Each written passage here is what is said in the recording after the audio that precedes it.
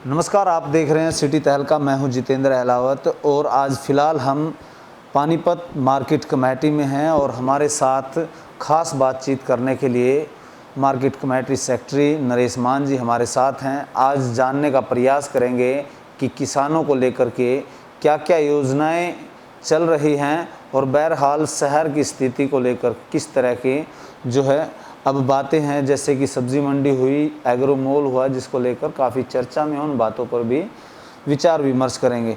Secretary साहब, फ़िलहाल जो है किसानों को लेकर के किस तरह की योजनाएं चल रही हैं और फ़िलहाल किसानों का कितना प्रभाव है उन योजनाओं को धारण करने में, इस बारे में क्या कहना चाहते हैं आप? पहले किसानों से 1 अगस्त से मेरी फसल मेरा ब्यौरा की योजना चली है सरकार द्वारा।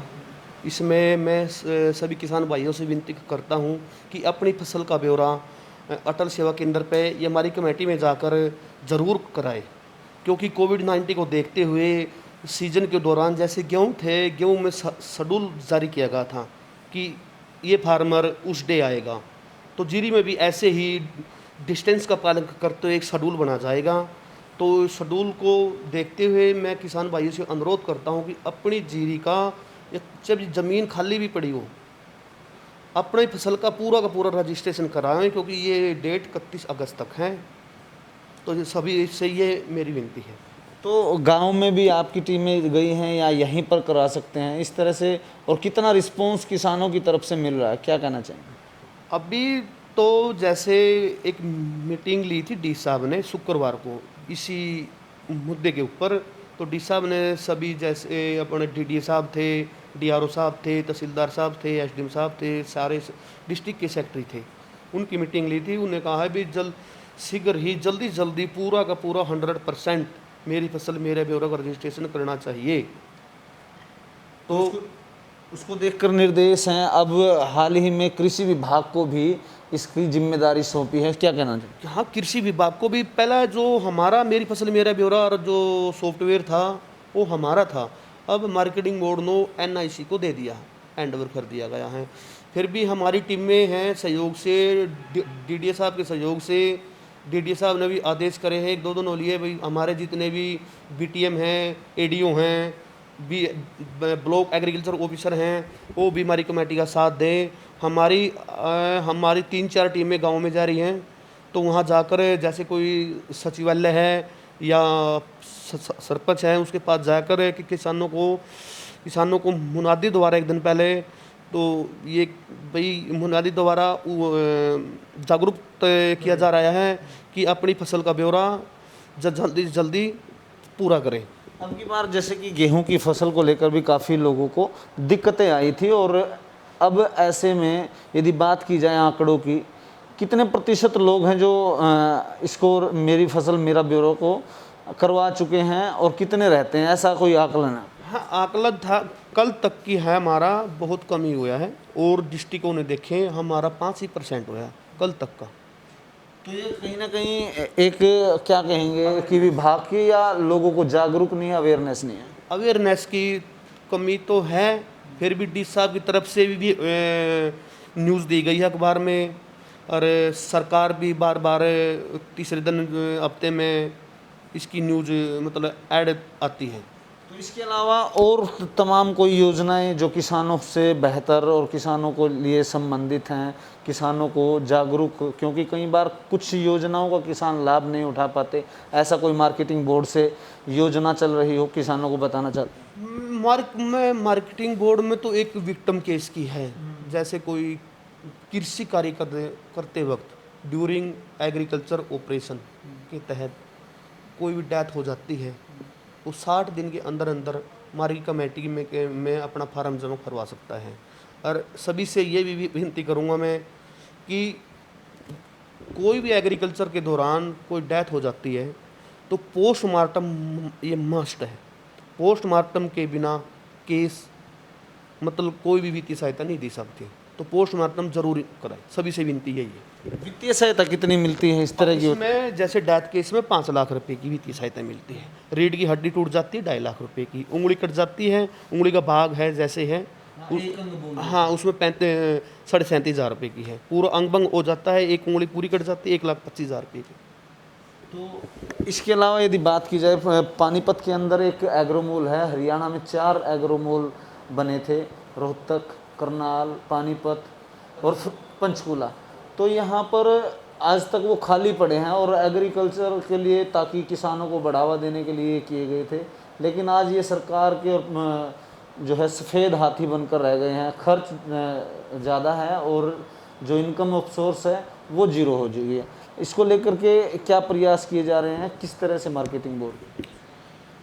परसों सीएम साहब का दौरा था एग्रोमाल पानीपत में। सीएम साहब ने एक्शन साहब को आदेश करे हैं, इसकी असेसमेंट कराओ कि कितने में रेंट पे ये जा सकता है। तो सीएम साहब ने आदेश करे भी, इसको 2-3 दिन के अंदर अंदर इसको रिपोर्ट मेरे पास भेजो। तो 1-2 दिन में एक्शन साहब इसकी असेसमेंट करके ऑनरेबल चीफ मिनिस्टर को इसकी रिपोर्ट भेज देंगे। कई बार सुनने में आ रहा था और हमारी बात भी हुई थी सीएमओ से, कभी इसको कोविड के लिए सेंटर बनाने के लिए बात की जा रही थी, कभी इसको निगम शिफ्ट करने की बात की जा रही थी।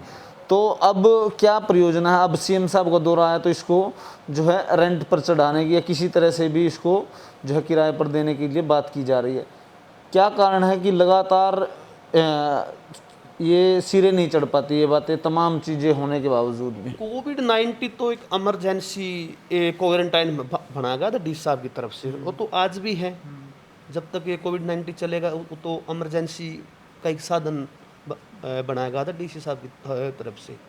नगर निगम के तो मेरे अभी नॉलेज में नहीं है कि इस पॉइंट पे चला कि नहीं, क्योंकि मेरी तो अभी पोस्टिंग अभी हुई है 2-3 महीने पहले ही। तो इसके बारे में तो मैं कुछ बताना नहीं चाहूँगा।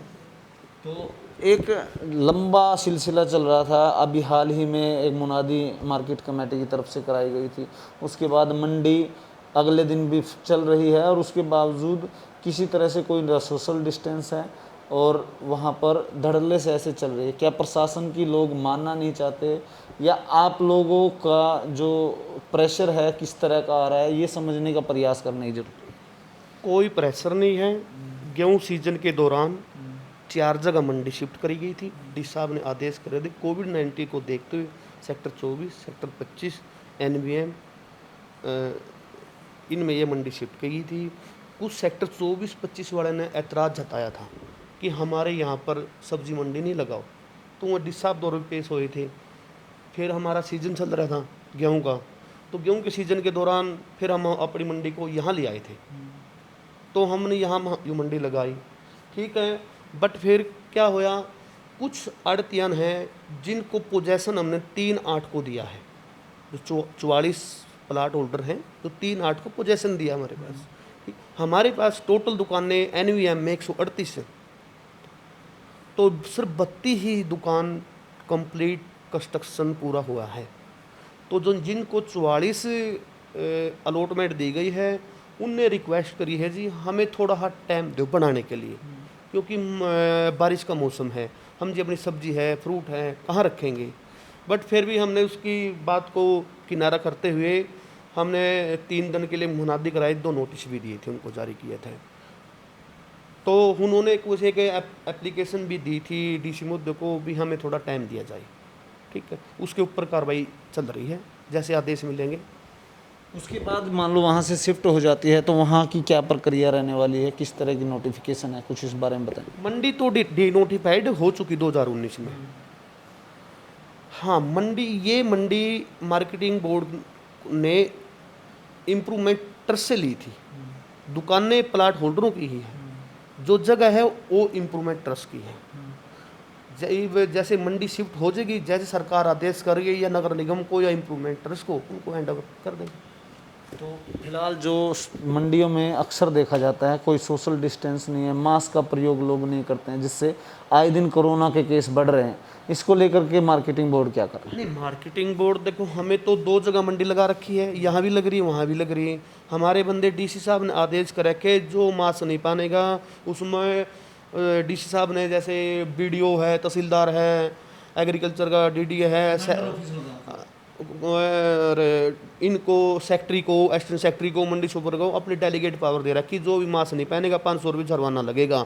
हमने कम से कम 12-13 हज़ार रुपये के जुर्माना भी वसूला है मास्क न पहनने वाले।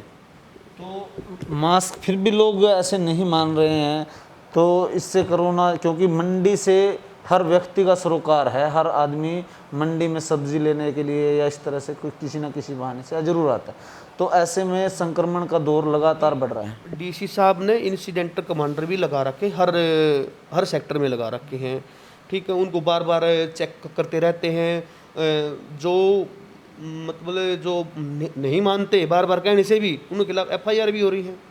अब पुरानी मंडी को लेकर के कितना समय दिया गया है कि उनको लास्ट दिया गया है, देखते हैं जैसे इसकी कार्रवाई चल रही है, जैसे आदेश मिलेंगे कर दी जाएगा। क्योंकि आड़तियों का तो ये कहना था कि उन्हें बिना नोटिस दिए, बिना बताए इस तरह से मुनादी कराई गई, जिसको लेकर के नोटिस तो एक 4 तारीख को दिया था, एक 12 तारीख को दिया था, 2 नोटिस दिए गए थे। 3 दिन के लिए अनाउंसमेंट कराई थी, नोटिस तो दिया गया था। तो ऐसी तो कोई बात नहीं, बिना नोटिस तो ऐसे थोड़ा हो सकता। कोई भी चीज़ को उठाना है कि कोई कार्रवाई करना है तो नोटिस तो देना पड़ेगा। उसमें टाइम 7 डेज़ का हो, 3 डेज़ का हो, 10 डेज़ का हो। तो कितना समय दिया गया? अभी कोई समय नहीं दिया गया। हाँ, अभी समय अंडर प्रोसेस, जैसे भी आदेश आएंगे वैसे कार्रवाई कर दी जाएगी। फिलहाल ये थे हमारे साथ मार्केट कमेटी सेक्रेटरी नरेश मान जी, जिन्होंने बताया कि मंडी को लेकर के वह तमाम योजनाएं हों या फिर पुरानी मंडी को उठाने की बात हो, लेकिन बहरहाल मामला अटक गया है। पुरानी मंडी को उठाकर कहीं ना कहीं इसके पीछे जो दबाव है, प्रेशर है, वो कहीं ना कहीं देखने को मिल रहा है, और ऐसी स्थिति में कब क्लियर हो पाती है ये देखने वाली बात होगी। सहयोगी धर्मवीर सरावत के साथ जितेंद्र अहलावत, सिटी तहलका, पानीपत।